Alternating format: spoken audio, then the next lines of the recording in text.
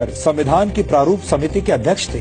उन पर आधुनिक भारत का संविधान बनाने की जिम्मेदारी थी और उन्होंने ऐसे संविधान की रचना की जिसकी नजरों में सभी नागरिक एक समान हो, जो धर्मनिरपेक्ष हो और जिस पर देश के सभी नागरिक विश्वास करें। एक तरह से भीमराव अंबेडकर ने आजाद भारत के डीएनए की रचना की थी। इसके अलावा डॉक्टर अंबेडकर की प्रेरणा से ही भारत के फाइनेंस कमीशन यानी वित्त आयोग की स्थापना हुई थी।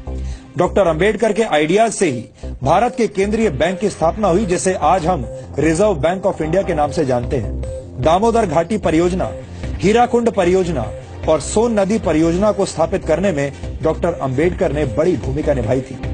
भारत में एम्प्लॉयमेंट एक्सचेंजेस की स्थापना भी डॉक्टर अंबेडकर के विचारों की वजह से ही हुई थी। भारत में पानी और बिजली के ग्रिड सिस्टम की स्थापना में भी डॉक्टर अंबेडकर का अहम योगदान माना जाता है। भारत को एक स्वतंत्र चुनाव आयोग भी डॉक्टर भीमराव अंबेडकर की ही देन है। ये वो योगदान है जिन्हें आजादी के बाद की तमाम सरकारों ने हमेशा ही अनदेखा किया है। यानी योजनाएं और विचार अंबेडकर के थे, लेकिन उनका श्रेय दूसरे नेताओं ने लूटा। यहां हम आपको भारत के पहले प्रधानमंत्री पंडित जवाहरलाल नेहरू और डॉक्टर भीमराव अंबेडकर के बीच चले राजनीतिक शीत युद्ध यानी पॉलिटिकल कोल्ड वॉर के कुछ उदाहरण भी बताना चाहते हैं। डॉक्टर अंबेडकर जवाहरलाल नेहरू की सरकार में प्लानिंग का मंत्रालय चाहते थे, लेकिन नेहरू ने अंबेडकर को सिर्फ कानून मंत्रालय दिया, प्लानिंग मंत्रालय नहीं दिया। डॉक्टर अंबेडकर विदेश और रक्षा मामलों की समितियों में सदस्यता चाहते थे, लेकिन नेहरू सरकार ने डॉक्टर अंबेडकर को ऐसी किसी भी समिति का सदस्य नहीं बनाया। डॉक्टर अंबेडकर नेहरू सरकार की विदेश नीति से असहमत थे।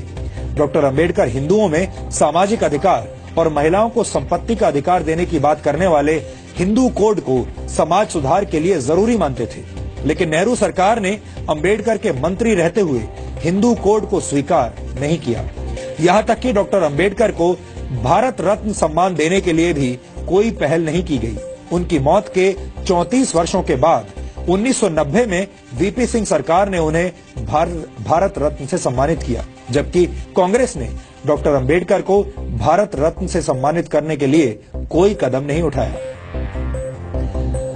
अब आप समझ गए होंगे कि बाबा साहेब डॉक्टर भीमराव अंबेडकर से जुड़ी तमाम सच्चाइयों को हमसे और आपसे कैसे दूर रखा गया है। इन सच्चाइयों को जानना और समझना आधुनिक भारत के निर्माण के लिए बहुत जरूरी है। डॉक्टर अंबेडकर को जातियों की सीमा में बांधना और उन्हें सिर्फ दलितों के मसीहा के तौर पर पेश किया जाना उनके साथ बहुत बड़ा अन्याय होगा। इसीलिए आज हम डॉक्टर अंबेडकर के मूल विचारों को आपके लिए डिकोड कर रहे हैं।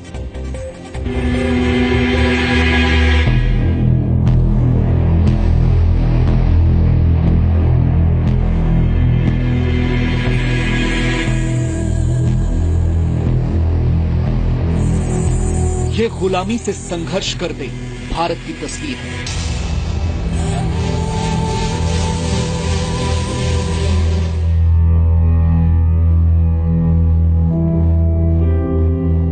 सैकड़ों वर्षों के संघर्ष के बाद हम आज आजाद तो हैं, लेकिन देश के कई नागरिक ऐसे हैं जो आज भी अपने हक की लड़ाई लड़ रहे हैं।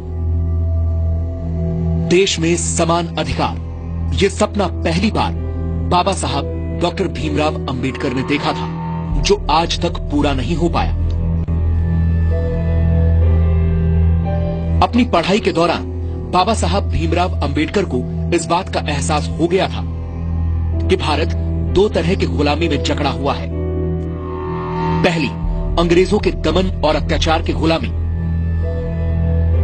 तो दूसरी तरफ जाति और वर्ण व्यवस्था से अपमान और तिरस्कार सहने की गुलामी। और अंबेडकर ने तो अपने स्कूल जीवन में ही ऐसा तिरस्कार सहा था। स्कूल में बाकी दलित बच्चों की तरह अंबेडकर के साथ ये भेदभाव और तिरस्कार सिर्फ स्कूल जीवन तक ही सीमित नहीं रहा। उनका जीवन ऐसी तिरस्कार की घटनाओं से भरा हुआ है। उस दौर में अंग्रेजों से लड़ने के लिए पूरा देश खड़ा था, तो दलित और शोषित लोगों के अधिकारों के लिए अकेले डॉक्टर भीमराव अंबेडकर समाज के उच्च वर्ग और कांग्रेस से संघर्ष कर रहे थे। डॉक्टर अंबेडकर का मानना था कि देश की तरक्की के लिए देश के हर वर्ग को समानता का अधिकार मिलना जरूरी है। बचपन में हुए भेदभावों की वजह से अंबेडकर हिंदू धर्म को छोड़ना चाहते थे। उनका मानना था कि हिंदू धर्म को छोड़ना धर्म परिवर्तन नहीं बल्कि गुलामी की जंजीरें तोड़ने जैसा है। डॉक्टर अंबेडकर की इस घोषणा के बाद हैदराबाद के निजाम समेत कई मुस्लिम संगठनों ने अंबेडकर को धर्म परिवर्तन के ऑफर दिए, लेकिन बाबा साहब ने हर ऑफर को ठुकरा दिया, क्योंकि वो अपने समाज के लोगों को इज्जत से जीने वाला धर्म देना चाहते थे। इसीलिए वो हिंदू धर्म को छोड़कर बौद्ध धर्म की शरण में चले गए।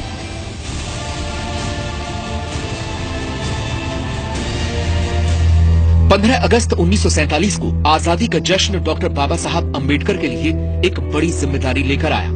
देश की नई सरकार को देश का संविधान बनाने के लिए एक काबिल व्यक्ति की तलाश थी, जिसे कानून की जानकारी के अलावा देश और दुनिया की समझ और समाज की जरूरतों के बारे में पूरी जानकारी हो।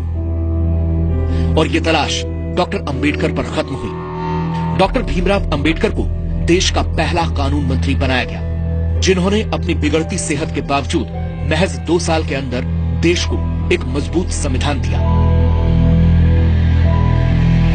अंबेडकर ने 1951 में हिंदू कोड बिल तैयार कर संसद में पेश किया, जिसमें महिलाओं को समान अधिकार की बात कही गई।